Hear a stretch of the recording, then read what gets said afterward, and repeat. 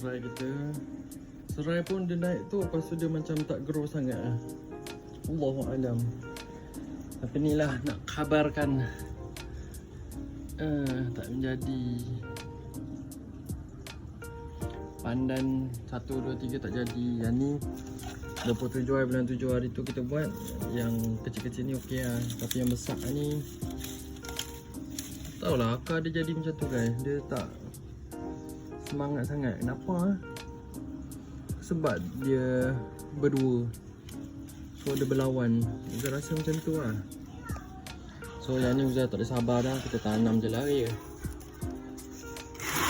Lepas tu yang ni batang kari nak tanam juga. Terus nampak elok tu hijau dia tu.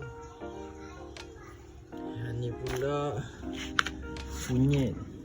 Uish, hari tu kan geng, dia dah kering. Dah kering sangat.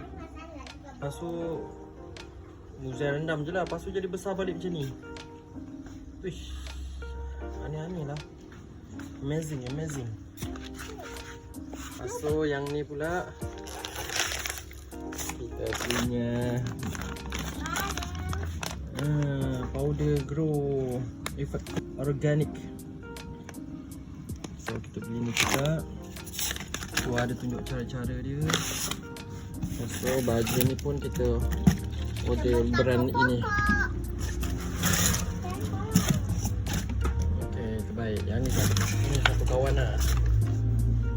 Okay, kita try. Bismillahirrahmanirrahim. Jom kita try.